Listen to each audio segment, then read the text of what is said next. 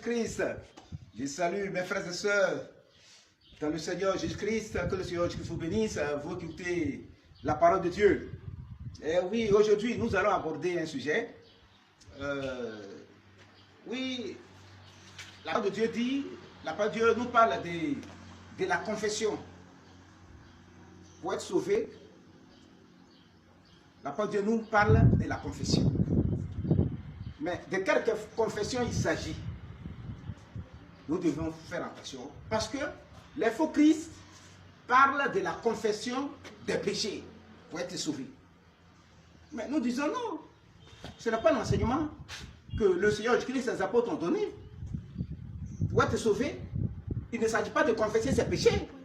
Tu as beau confesser tes péchés, tu es toujours pécheur. Toi, tu ne seras jamais sauvé. Il n'y a pas un homme sur la terre qui peut être sans péché. On a continuellement, Dieu nous a fait des péchés, on est rempli de péchés, tous les jours. Voyez-vous? Et nous étions tous pécheurs. Mais, nous étions tous pécheurs par le péché d'Adam. Alors, que pouvons-nous faire pour sauver? On ne peut rien. En tant qu'humain, en tant qu'homme. La Bible dit dans Romains 3, 10 à 24, où il dit, je n'ai pas tout dit, tous son péchés sont privés de la gloire de Dieu. Mais Dieu les rend gratuitement par Jésus-Christ au moyen de la rédemption. 23, 24. Et dans Romains 6 et 23, le salaire du péché, c'est la mort. Donc nous étions morts par le péché de nature. Et par l'incrédulité est déjà là, et par le péché de nature. Et la condamnation s'étendait sur tous. Donc il s'agit de l'incrédulité qui était là, qui conduit à la condamnation. Donc nous, on ne peut rien faire. Et c'est cela, c'est Jésus qui est venu à travers les cieux, le Fils de Dieu, le vrai Dieu, et s'est sacrifié. À la croix, le mort à la croix pour nos péchés, il a été ensevelé des morts. Donc, la Bible parle plutôt de la confession de la foi, et non de la confession des péchés. Pour être sauvé. Pour être sauvé, il faut confesser la foi en Jésus. Ainsi, dans Romains 10, verset 9, il est écrit que si tu confesses de ta bouche le Seigneur Jésus-Christ, et que tu crois dans ton cœur que Dieu l'a ramené de la mort à la vie, tu seras sauvé. C'est de la confession de la foi. Ce n'est pas de confesser ses péchés.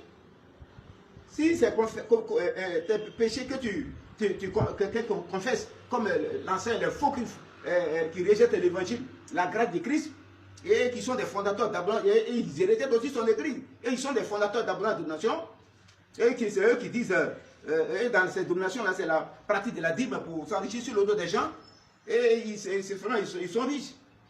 Voyez-vous, ils ont trop volé.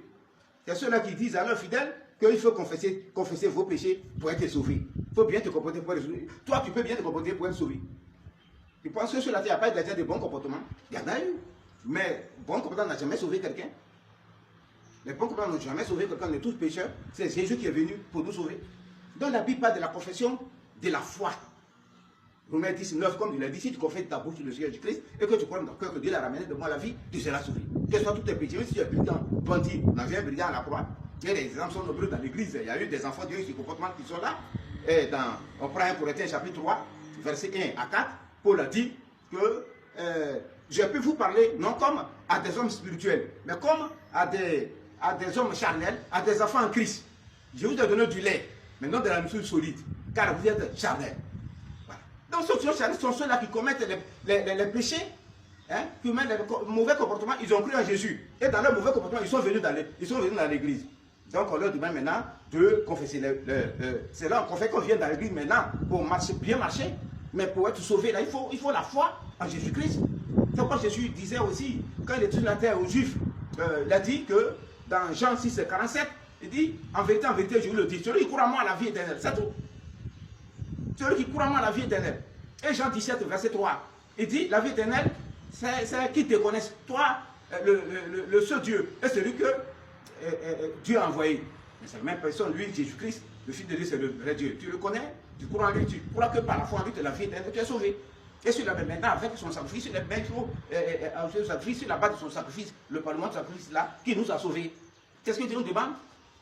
Quels sont tous tes péchés? De quoi le brigand est sauvé et tous ceux qui croient sont sauvés. Tous ceux qui croient, nous sommes sauvés. Mais maintenant, si Dieu t'a donné d'être membre de l'église, c'est dans l'église là qu'on confesse les péchés. Mais pour être sauvé, c'est la confession de la foi. Et nous allons voir 1 Jean 4, verset 2. 1 Jean 4, je crois bien. 1 Jean 4, excusez-moi. 1 Jean 4, verset 2. Reconnaissez à ceci l'Esprit de Dieu. Tout esprit qui confesse Jésus-Christ, venu en chair, est de Dieu.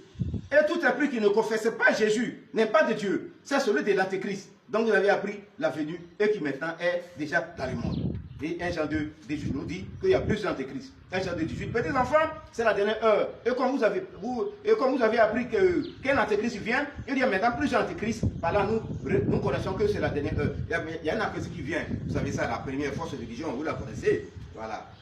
Et c'est elle qui a engendré toutes les forces de religion. Ils ne confessent pas Jésus. Ils ne prennent pas Jésus venu en chair, qui s'est sacrifié pour nos péchés. Il dit confessez vos péchés. Il faut que tu bien. Et puis, vous allez faire des baptêmes d'eau. Et venez à l'église, vous allez bien comprendre sur c'est faux. C'est du mensonge. On croit d'abord. Dès l'instant où on croit, on est sauvé. Il n'y a rien même. Il n'y a pas de vie d'abord. Tu crois, tu es sauvé. Et tu peux ne pas te donner d'être membre de son église et te laisser aller sans baptême d'eau. Il peut te permettre, il peut te permettre de comportement de juste ton enfant. Mais c'est le châtiment qui peut t'arriver.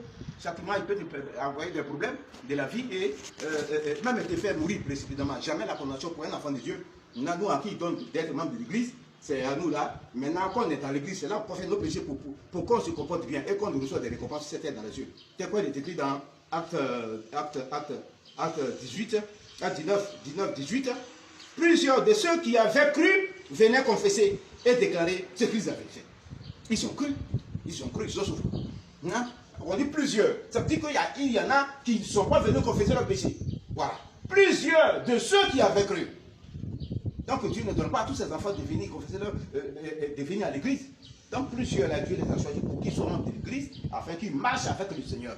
Et afin qu'ils passent avec le Seigneur, pour que le Seigneur leur accorde des récompenses sur cette terre. Les récompenses, Dieu va pour nous accorder la prospérité et surtout les récompenses du ciel, c'est que nous aurons été enlevés, nous aurons régné avec le Seigneur dans son royaume. Donc que le Seigneur vous bénisse.